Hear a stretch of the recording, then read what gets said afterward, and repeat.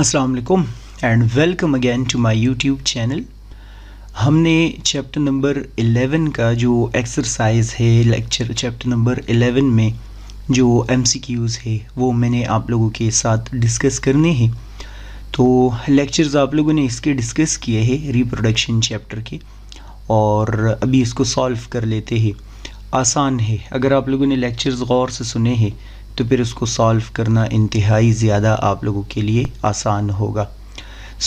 पहला जो एमसीक्यूज़ यहाँ पर मेरे पास है बुक के अंदर, Sertoli cells are found in.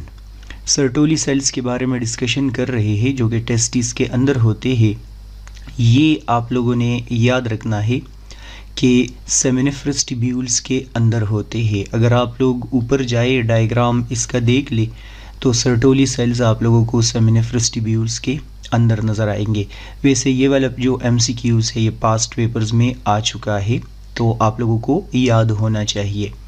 Between interstitial sales नहीं होते, सेमिनल वेसिकल के बीच में नहीं होते, एपिडिडमस के बीच में नहीं होते।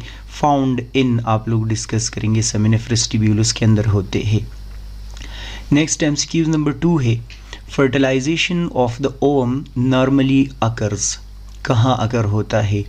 ये बी पास्ट पेपर्स के अंदर आ चुका है, और मैं आप लोगों को बता चुका हूँ पहले कि in the proximal part of oviduct. आप लोगों की बुक में ये 2 दफ़ा मेंशन है, 2 अलग अलग जगहों में मेंशन है कि फर्टिलाइजेशन हमेशा कहाँ अकर होता है, proximal part of the oviduct में, या आप लोग बोल सकते हैं फेलोपियन ट्यूब का जो स्टार्टिंग पॉइंट होता है उसके अंदर फर्टिलाइजेशन अकर होगा। एमसीक्यूज़ नंबर 3 है, embryo implants in the dash of uterus. Embryo कहाँ पर इम्प्लांट होता है? फीमेल रिप्रोडक्टिव सिस्टम जब आप लोग पढ़ते हैं, आप लोग डिस्कस करते हैं कि एंडोमेट्रियम इनर लेयर होता है, अंदर की तरफ होता है, वहाँ पर ब्लड वेसल्स वगैरह ग्रो करते हैं और एम्ब्रियो वहाँ पर जाके एंडोमेट्रियम में इम्प्लांट हो जाता है। एमसीक्यूज़ नंबर 4 है, spermatozoa are stored prior to emission and ejaculation in. ये भी आप लोगों की बुक में मेंशन है। स्पर्मेटोजोआ या स्पर्म की बात कर रहे हैं कि वो फॉर वाइल कहाँ पर स्टोर हो रहे होते हैं। आप लोग बोलेंगे एपिडिडमस में स्टोर होते हैं। एपिडिडमस मेल रिप्रोडक्टिव सिस्टम का हिस्सा है। ये एमसीक्यूज़ बहुत ज़्यादा इंपॉर्टेंट है, इसके ऊपर स्टार लगा ले। एमसीक्यूज़ नंबर 5 है, the cervix is portion of. Cervix जो है ये किसका हिस्सा होता है? तो अगर आप लोग फीमेल रिप्रोडक्टिव सिस्टम स्टडी कर ले, उसको देख ले, तो आप लोगों को मिलेगा कि cervix is opening of the uterus. Uterus के ओपनिंग को हम क्या बोलते हैं? सर्विक्स बोलते हैं। एमसीक्यूज़ नंबर 6 है, इम्पॉर्टेंट एमसीक्यूज़ है कि on which date is a woman most likely to ovulate if the first day of menstrual loss was 1 March. ये बोल रहे हैं कि अगर फीमेल रिप्रोडक्टिव साइकिल या मेंस्ट्रुअल साइकिल 1 मार्च को शुरू हो जाए, एग रिलीज़ होने के चांसेस कब है, कब रिलीज़ होगा? आप लोग बोलेंगे ओव्यूलेशन हमेशा डे 14 पे अकर होता है। अगर 1 मार्च को साइकिल शुरू हो, आप बोलेंगे कि एग रिलीज़ होगा 14 मार्च को। ये मैं डिस्कस कर चुका हूँ और ये आसान है। एमसीक्यू नंबर 7 है, if ruptured matured follicle is degenerated without forming corpus luteum, which of the following is expected. Ruptured follicle के हवाले से डिस्कस कर रहे हैं कि वो कॉर्पस ल्यूटियम नहीं बनाता, तो क्या होगा?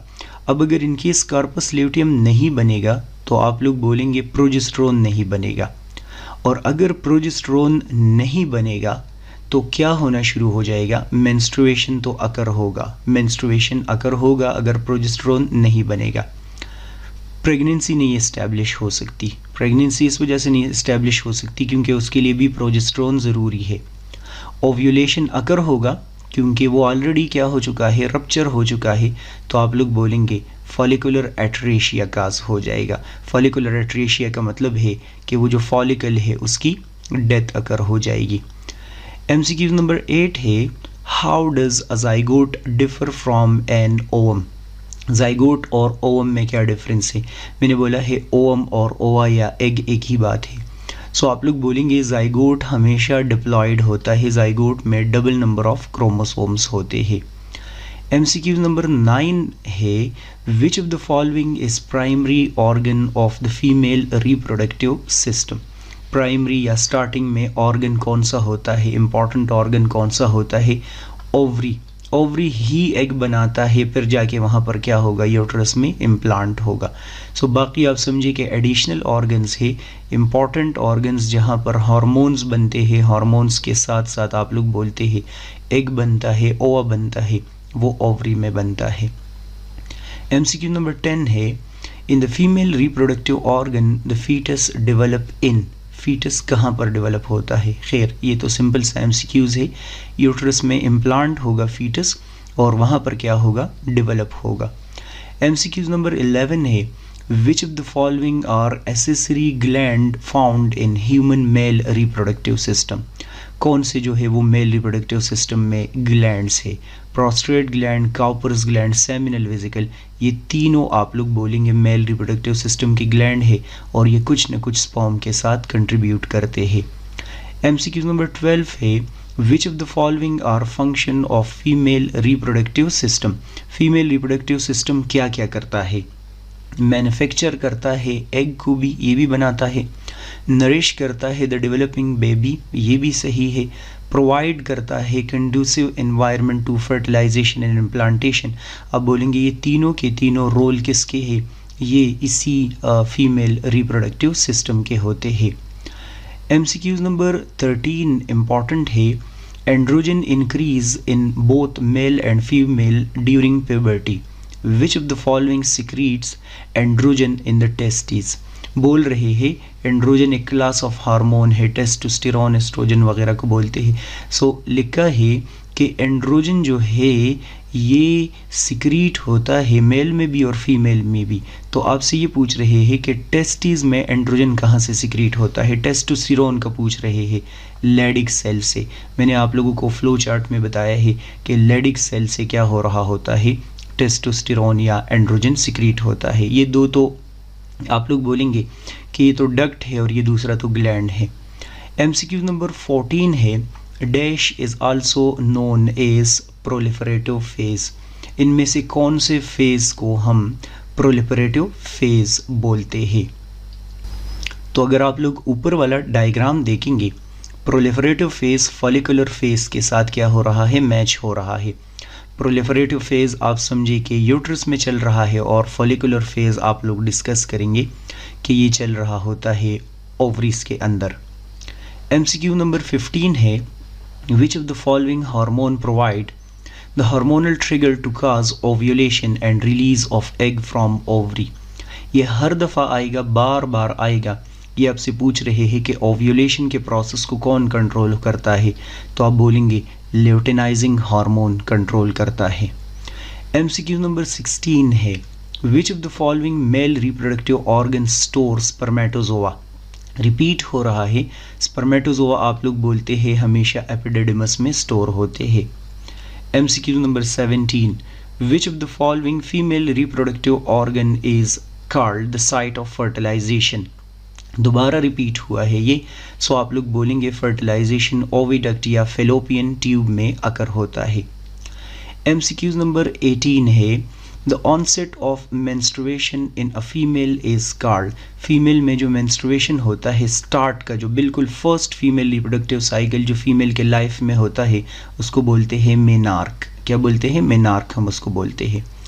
MCQ नंबर 19 है, the female reproductive system consist of. Testis तो नहीं है, यूरेथ्रा भी नहीं है, एपिडिडिमस भी नहीं है, क्योंकि ये मेल रिप्रोडक्टिव सिस्टम के हिस्सा है। तो आप लोग बोलेंगे कि फेलोपियन ट्यूब या जिसको आप लोग ओविडक्ट बोलते हैं या यूटेराइन ट्यूब बोलते हैं। MCQ नंबर 20 है, which of the following hormone are responsible for attaining reproductive maturity?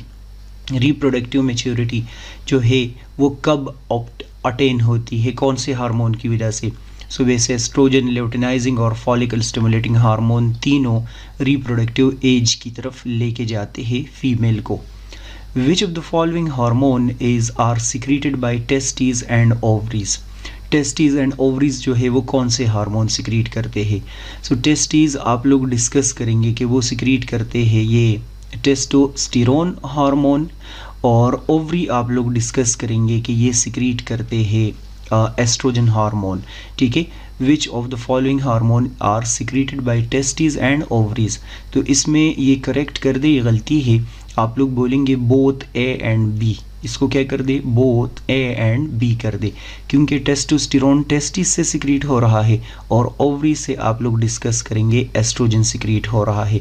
Luteinising hormone pituitary gland से आ रहा है। तो इन एमसीक्यूज के ऑप्शन के मुताबिक ए और बी करेक्ट है, इसको ए और बी कर दे। दोबारा बता रहा हूँ, ए और बी कर दे। एमसीक्यूज नंबर 22 है, ovulation in human female normally takes place during the menstrual cycle.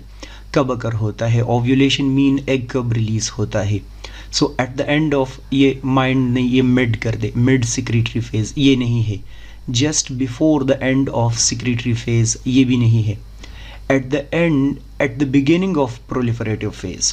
Proliferative phase वो होता है जब आप लोग बोलेंगे प्रोजेस्टेरोन और कॉर्पस ल्यूटियम बनेगा, तो वो तब बनेगा जब ओव्यूलेशन अकर हो। एमसीक्यू नंबर 23 है, after ovulation Graafian follicle regresses into. Ovulation के बाद ग्राफियन फॉलिकल से क्या बनता है, कार्पस ल्यूटियम बनता है, कार्पस ल्यूटियम फॉर्म होता है। MCQ number 24, immediately after ovulation the mammalian egg is covered by a membrane known as। ये आप लोगों की बुक में मेरे ख्याल में ये एमसीक्यूज मुझे कभी नहीं आया अभी तक। कोरियन नहीं है, जोना पेलोसेडा, कोरोना रेडिएटा। ये कोरोना रेडिएटा आप लोग बोलेंगे कि एग के अराउंड एक मेम्ब्रेन होता है प्रोटेक्शन के लिए, और उसको हम कोरोना रेडिएटा बोलते हैं। ठीक है, ये बाकी आप लोगों की बुक के हिस्सा नहीं है, ये भी वैसे नहीं है। Which of the following events is correctly matched with the time period in a normal menstrual cycle? Release of egg वैसे डे 14 पे होता है। Endometrium regenerate 5th to 10 day, हाँ ये वैसे सही है। एंडोमेट्रियम जो है वो रीजनरेट हो रहा होता है, रीफॉर्म हो रहा होता है। आप लोग डिस्कस करेंगे कब, ये इसमें जो सिक्रीटरी फेज होता है, ठीक है, तकरीबन डे 14 तक वो होगा। सो चलो, ये एमसीक्यूज है, आसान है, शॉर्ट क्वेश्चंस वगैरह मैंने अभी नहीं पढ़े, और इसके जो नोट्स है वो मैं अलग बनाऊंगा। सो आई गेस सो आसान है, और बार बार मैं वही बताता हूँ, लाइक सब्सक्राइब करना है तो कर दे, और फ्रेंड्स के साथ भी शेयर कर दे। और बाकी अगर आप लोग ऑनलाइन क्लासेस लेना चाहे तो वो ज़रूर आप लोग ले, उसमें बस चीज़ें थोड़ी सी डिटेल में होती है और डिफरेंट अंदाज में होती है। सो नेक्स्ट आप लोग देख ले वीडियो। गुड बाय, अल्लाह हाफिज़।